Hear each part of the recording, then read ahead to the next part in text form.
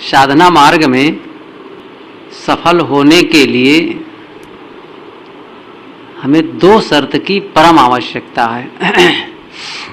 दो शर्त उसके लिए है। साधना क्या, किसी भी क्षेत्र में आप सफल होना चाहें, चूंकि हम लोग यहाँ साधना के लिए बैठे हैं इसलिए साधना की बात मैं कहता हूँ, लेकिन ये ऐसी बातें हैं जो सार्वभौमिक है और सब जगह इसका प्रयोग किया जा सकता है। साधना मार्ग में हम सफल होना चाहें तो इसके लिए एक तो यह कि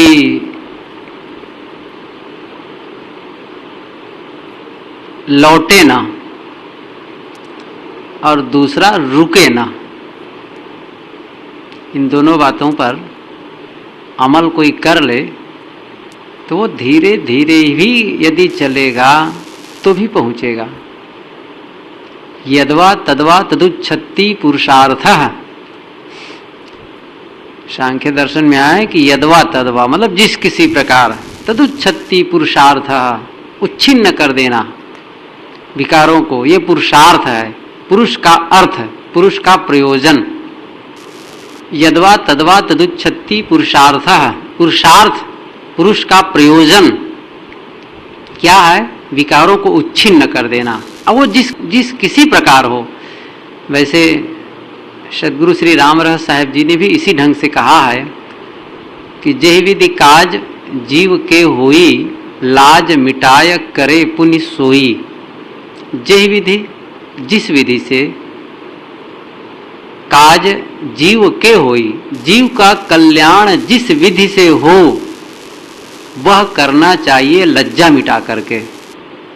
कोई देख कर कहे कि अरे ये क्या कर रहे हो, कोई मजाक करे, कोई और कुछ करे, लोग क्या कहेंगे, ये लाज सब मिटा करके हमें वो काम करना है जिससे जीव का कल्याण हो। तो जिस किसी प्रकार हमारे विकार धुले वह काम करना है। तो मैं तो यहाँ पर यह कह रहा था कि साधना मार्ग में सफल होने के लिए ये दो बातें, एक तो रुके ना। रुकने का मतलब यह हुआ कि कुछ साधना मार्ग में जब चले तो कुछ सफलता मिली और समझ ले कि पूरा हो गया, विश्राम। चाहे ये भक्तों की बात हो या संतों साधुओं की बात हो। भक्त लोग भी जब गुरु से दीक्षित हो गए तो गलत खाना पीना तो छूट गया, गलत कर्म तो करते भी नहीं, चोरी हिंसा व्यभिचार। समझते हैं कि अब तो काम पूरा हो गया, अब और क्या करना है। साधुओं, हम लोगों की बात यह है कि साधु का वेश मिला गुरु से, भक्तों के यहाँ जाते हैं तो बड़ी अच्छी पूजा और बड़ा अच्छा भोजन, खूब सम्मान, अब तो हो गया और क्या चाहिए। तो ये हुआ रुक जाना। या कुछ साधना मार्ग हम चले भी तो मन के विकार पूरे धुले नहीं हैं, निर्वासना जनित स्थिति आई नहीं है, जो सुख है वो नहीं मिला है। लेकिन अब कुछ मोटे मोटे दोस्त तो स्वाभाविक छूट ही जाते हैं शुरू से ही। जब भक्तों को छूट जाता है तो संतों की बात ही अलग है। वक्तव्य आ गया, बोलने की शैली आ गई और यहाँ तक कि फिर गुरु भी बन गए। कुछ लोगों को चेला बनाने लगे, दीक्षा वीक्षा देने लगे। मन ने मान लिया कि पहुँच गए और साधना रोक दिए, विश्राम, पहुँच गए। और क्या चाहिए। लोग हमको हमारी पूजा कर ही रहे हैं, सम्मान दे ही रहे हैं, भोजन मिल ही रहा है और किसी स्थान के हम महंत हैं भी और दीक्षा ले ही रहे हैं, फिर और क्या चाहिए। सफल कृत्य हो गए। साधना में ढिलाई हो गई, ये है रुक जाना। और लौट जाना, विपरीत चल पड़ना। लौटने का मतलब हुआ कि जिस मार्ग के लिए हम आगे बढ़े थे, चल रहे थे, उससे विपरीत चलने लगे।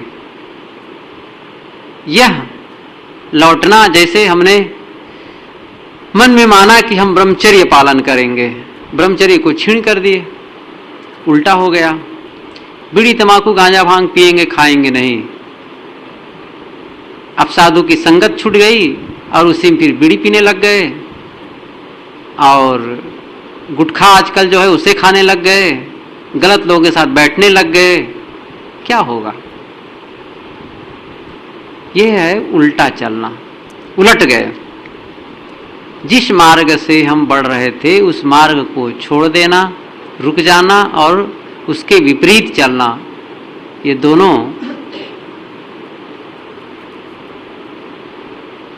गलत है। रुके ना और लौटे ना, तो धीरे धीरे भी यदि हम चलेंगे, यहां से मुंबई हम पैदल ही चलें धीरे धीरे तो भी पहुंचेंगे। साइकिल से थोड़ा जल्दी पहुंचेंगे, मोटरसाइकिल से जल्दी पहुंचेंगे, कार हो, ट्रेन हो और जल्दी पहुंचेंगे, प्लेन हो और जल्दी पहुंचेंगे।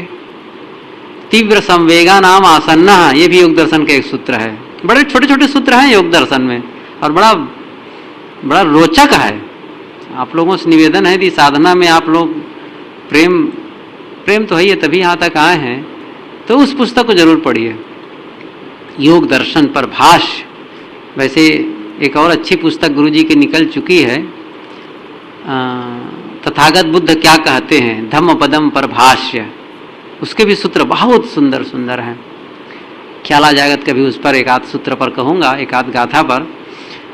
तो मैं ये कह रहा था कि ये दो मार्ग, हम लोग यहाँ बैठे हैं, अब मन हार गया, हार लिया, अरे भाई यहाँ तो बैठने में भी बहुत परेशानी है, मन रुकता नहीं है, कैसे करें, झूठे लगता है कि समय बर्बाद जा रहा है, ओफ बहुत ऐसा सोचने लगे कि व्यर्थ आ गए लगता है, कुछ सफलता नहीं है। कैसा दृष्टिकोण बदल गया।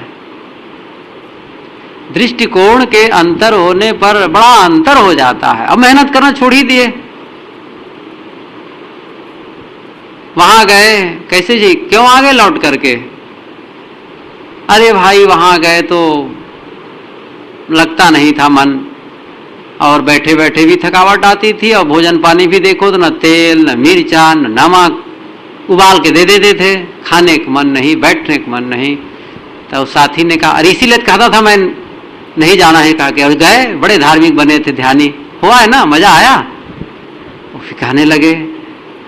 अब ये जो बीच में लोग ऐसा उसको हतोत्साहित करते हैं, ये दृष्टिकोण का जब अंतर पड़ता है तो इस प्रकार के विचार हतोत्साहित करने वाले समाज में बहुत लोग हैं।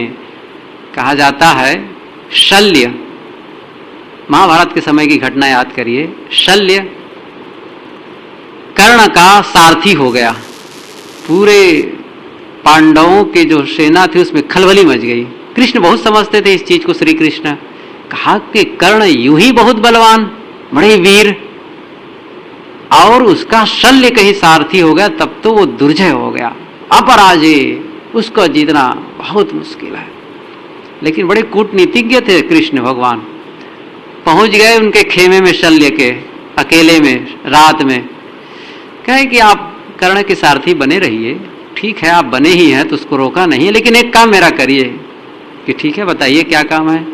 कि जब जब कर्ण बाण का अनुसंधान करे, अर्जुन के साथ लड़ाई हो या किसी के साथ हो, उसी समय उनके अवगुण बताना, दोष बताना, उसको हतोत्साहित करना। स्वीकार लिया शल्य, ठीक है।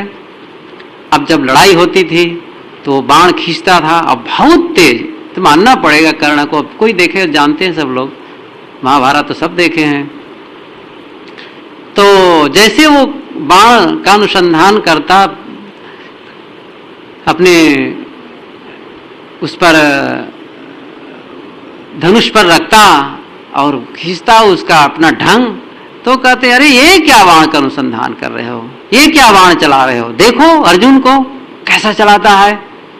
इतना कहने लगे कि उनकी 80% शक्ति खत्म हो गई, हतोत्साहित करते करते। ऐसे ही सब सब जगह हाथ एक ही शल्य थे, हाथ पता नहीं कितने शल्य बैठे हैं आप सांस के इर्द गिर्द, और सब आपको पीछे खींच करके ढकेल देना चाहते हैं। अपने मन ही एक शल्य बना बैठा है कि नहीं याद? मन ही एक शल्य से महाशल्य है, जो कहता है अरे भाई कहां तक चलेगा, साधु संतों काम है, हम लोगों से नहीं होगा, इतना जंजाली आदमियों से कहां हो पाएगा, ऐसा नहीं चलेगा। रुके ना, चलते रहे, उत्साह मन में जगाए कि मैं इस मन को जीत सकता हूं, इसे पार पाना ही है, कृत संकल्प लेना है। जो काम आज तक नहीं हुआ है वही काम हम करने बैठे हैं। कोई बात नहीं, अभी नहीं, कुछ देर के बाद रुकेगा, कुछ देर के बाद रुकेगा, कैसे नहीं रुकेगा? सबका रुका क्या संतों का रुकता है, हमारा कैसे नहीं रुकेगा? हम भी तो आदमी हैं। उत्साह हो मन में, साहस, हर साधक के अंदर साहस होना चाहिए। निराश आदमी साधना नहीं कर सकता, आशावान बनो, एकदम मन में कर सकता हूं।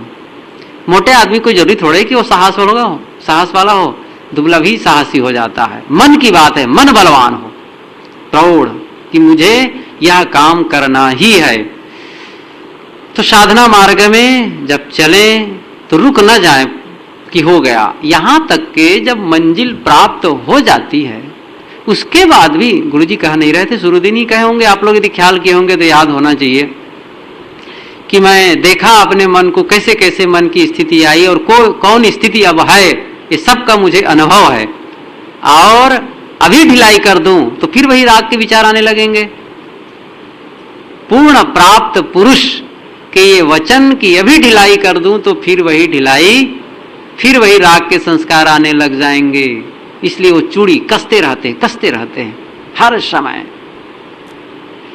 ये पूरा होने के बाद भी साधु तहां तक भय करे जहां तक पिंजर सांस, ये साहब की वाणी है। मन को मृतक देख के मत कीजिए विश्वास, साधु तहां तक भय करे जहां तक पिंजर सांस। कबीर साहब ये बात कि ये मत समझो कि मन मर गया अभी, अरे वो ऐसा है। एक विनोदी भाषण साहब कहते हैं, मैं जाना मन मर गया, अब मर के हुआ भूत, मुँहे पीछे उठ लगा ऐसा मेरा पूत, ऐसा मेरा बेटा है मन।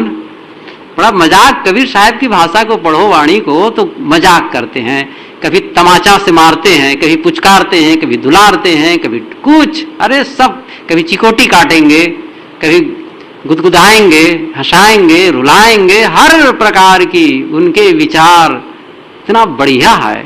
यहाँ पर देखो मजाक करते हैं, मैं जाना मन मर गया, मर के हुआ भूत, अब मुँहे पीछे उठ लगा ऐसा मेरा पूत, अब मरने के बाद फिर जग गया।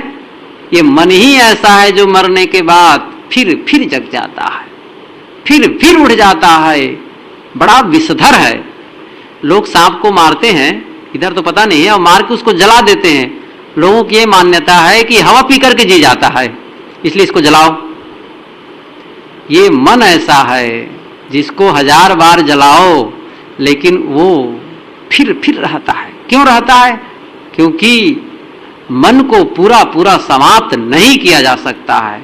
क्यों नहीं किया जा सकता है? कि उसी से व्यवहार लेना है, व्यवहार ही झमेला पैदा करता है, इसलिए पूरी संभावना बनी रहती है पुनः विकार आने के। इसलिए असावधान होना। कभी कबीर साहब ने जो कहा है, असावधानी का त्याग, सावधानी ही साधना है। इसलिए हम सब भी मान लो दृष्टि योग की बात कर रहे हैं, स्वर योग की साधना कर रहे हैं, कोई साधना करें, किसी भी साधना में हम लगे हों, हमें उसके प्रति समर्पण भाव हो। इस समर्पण भाव अभ्यास वैराग के विषय में जो बात आई है, इस विषय को अब मैं कल कहूँगा। आप लोग कहते हैं साहब पेंडिंग में डालते हैं, भाई पेंडिंग में डालना पड़ेगा क्योंकि 9 बज रहा है, अब बैठने का भी समय चाहिए। भले आप लोग नाराज होंगे बैठने के लिए, लेकिन मैं बैठाऊंगा जरूर। सब लोग बैठें और मन को एकाग्र करने का अभ्यास करें। बिल्कुल स्ट्रिक्ट बैठना है, ढीला डाला होगा तो मैं आऊँगा ढकेल दूंगा, बता दिया हूँ। इसलिए बिल्कुल सावधानी पूर्वक बैठेंगे। कोई नींद नहीं लेगा, कोई नींद बिल्कुल नहीं लेना है, बिल्कुल जागृत अवस्था में रहें। ऐसा नहीं चलेगा कि कोई ढीला हो। नींद, जब मैं कभी प्रवचन भी करता हूं, कोई नींद लेता तो मैं पसंद नहीं करता हूं।